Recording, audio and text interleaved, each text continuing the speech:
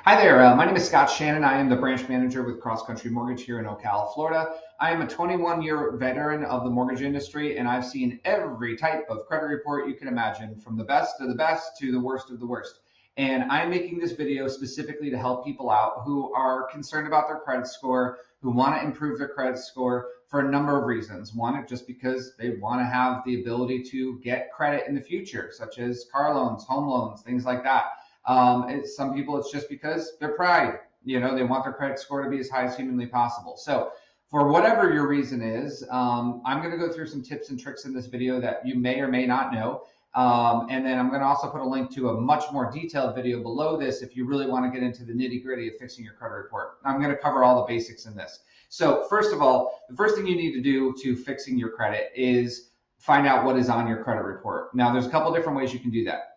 The free one, which the government provides to you once a year, is annualcreditreport.com. I don't love this one. Why do I not love this one? Because you have to go on their website and there's 3 credit bureaus: Equifax, TransUnion, and Experian. You have to pull a separate report for each one. They don't give you your credit score, and all you're really doing is just seeing what is on each bureau's report for you. It is very helpful to have that information, but I'd like to have that plus know what I can do for the future. The websites I suggest for that, my favorite one is Identity IQ. Identity IQ, there's a small fee attached with using that service, but it shows your scores, which they're not the same scores as what mortgage lenders use, but at least it gives you an idea.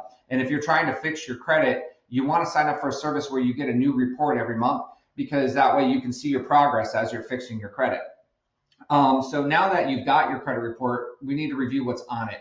There's 3 sections to your credit report, okay? The first section is just all your basic information. You want to make sure your name is accurate. You want to make sure your address information is accurate. Your employment information is accurate. Just make sure all that stuff's accurate. If it's not accurate, they could actually be linking you to another person with the same name, and that could be potentially why some of the things on your credit aren't accurate.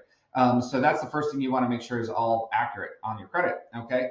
The next thing is just, of course, your account information. This is what most people go directly to and look at. Your account information is, credit cards, what reports to credit cards, car loans, student loans, and mortgages are pretty much the main 4 things that report on your credit report, okay? So you want to go through and look at those, make sure that information is accurate. The other things that report are collections and public records, okay? I'm going to go into some tips on what to do a little bit later in this video. So the fastest way to get your credit score up is most people who have credit cards tend to have higher balances on those cards if their credit score is not that good. The key thing is if you can get what they call your credit utilization to 10% or less, okay? So what you want to do is, if you've got a credit card, for example, that has a $1,000 limit, you want to keep that credit card balance at $100 or less to have 10%. 30 is good. 10% or less is ideal. So 30% is good. So if you get below 30%, if that's the most you can afford to do, then try to get it down to that, obviously working toward a 10% utilization or more. Now, some people say, hey, I pay off my credit card every month. Why is it showing a balance? The reason why it's showing a balance is you have a account ending period every statement, okay? On your credit card statement itself or on their website, you should be able to go and find out when their credit reporting, the reporting statement ends, okay? So you want to try to pay off your balance before that end date. So if you're the type of person who pays off their credit card every month, adjust when you make that payment so that it's before that end date, because after that end date, whatever remaining balance is there, they're going to report that to the credit bureau. So go ahead and start moving those payments up so that you can pay it before the end of that period, okay? If you still can't find it after looking at your statement, call your creditor and they will be able to tell you when that date is. So you can adjust it and when you make your payment on that.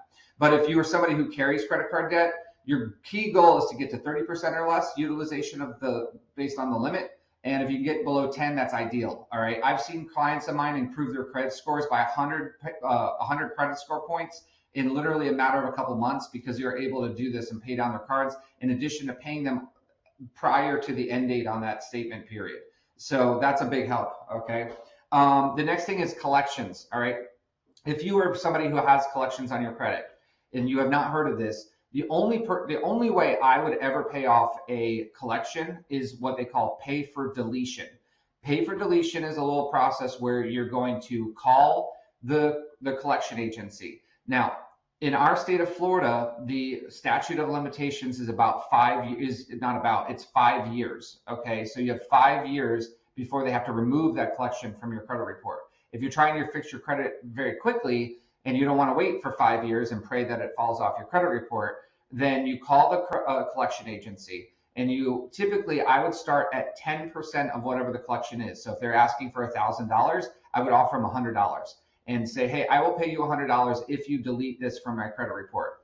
Make sure you get a letter from them that says that they will delete it if you pay the amount. That is your security that when you make that payment that they will delete it. Because if they don't delete it, then you can send that letter and prove that you paid that amount to the credit bureaus. And by law, they have to remove that collection from your credit report because you did your part and they did not do their part. Okay. That doesn't happen that often. Most collection agencies, they're just trying to get something. Keep in mind, they paid pennies for the dollar for your collection. So even if they get $100 or $200, if you're getting close to that 5-year mark, the closer you get to that, the more likelihood they are to accept that. If they tell you, no, we won't do that, then just say, well, then I'm not paying you anything. And I would call later and try to talk to somebody else or ask for a manager, because very often with a little bit of pushback, they will accept a pay for deletion.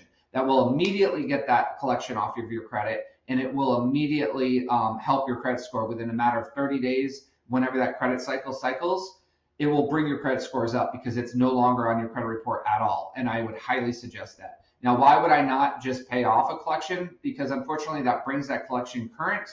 And when it brings it current, it actually can do more negative than positive for you. So some people might say, well, that's kind of stinks. Well, it does kind of stink, but it is what it is. So pay for deletion only on collections. What's the next thing? Late payments. If you have any late payments, now here's the kicker with late payments. If you have a credit card that maybe you had 1 or 2 lates on or 3 lates on, let's say, God forbid, you got really sick or got COVID and were hospitalized or any of those type of situations, and you had a legitimate financial hardship and you were late on that credit card, but now you're caught up and you're on time. As long as you're caught up and on time, if you have a good account history with them prior to the issue and after the issue, they likely will try to help you out if you call up your creditor and say, hey, I was sick, I had a financial hardship, if it was during the pandemic, any of those things. Most likely, if you're in good standing now, if you're not in good standing right now, they're not going to do anything for you. But if you're in good standing now, most likely they will remove that late payment from your credit, and that will immediately improve your credit score. One late payment can bring your score down 50 to 100 points on your credit score. So we want to get rid of those. All right. What else? Pay for deletion we went over. Late payments we went over. There's a lot of other nitty gritty you can get into. The next step is really filing disputes and trying to get credit things off of your credit via the dispute system. I'm not going to get into great detail with that because that gets into writing letters and all these other things. Attached below this video, I'm putting a link to a gentleman who owned a credit repair company for a number of years and does an excellent job of going over how to properly dispute, send letters and everything like that to get things off of your credit where maybe you don't have the money to do a pay for deletion, or maybe you're just trying to fight, maybe it's accurate, maybe you're just trying to fight it off your credit and hope that they will not fight back. And very often that will work. Okay. So if you want to get into doing disputes on your credit report, please click the link below this video. And the gentleman on here will get into the details toward the end of his video that goes over all that stuff on how to do the disputing with the credit agencies. So anyway, I hope this was helpful to you. And of course, I never turn anybody down for a home loan. Really, it's a matter of when. It's not a matter of yes or no. It's a matter of when. All right. And so if you do the right things by your credit, if you work to pay down your expenses and do the things I put out in this video, I promise you will get to the point where your credit score is really good. And if it's really something you want to manage and maintain, once you get to a habit level where you pay your bills and everything's good, assuming something bad doesn't happen, you have some financial crisis, then really, it goes on autopilot after that. It's getting to that place where it gets on autopilot. That's the challenge. But I promise you it's worth it. If you don't do something about it now, it's just going to plague you down the road. At some point, you're going to want an auto loan. You're going to want a car loan. And you can either have bad credit and pay a whole lot more or not get qualified for those type of financing, or you can do all the things I just suggested in this video, and I would hopefully be able to help you through that process and get you into a new home or whatever kind of lending you might need in the future. Anyway, I hope this was helpful to you. Please don't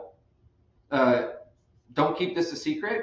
Please share this with any friends, family, anybody that it might help, and refer any friends or family that might be renting or looking to buy a house over to us. We would love the opportunity to help them with a home loan in the future and get families into houses in our area. Anyway, have a great day and we'll talk to you soon. Bye.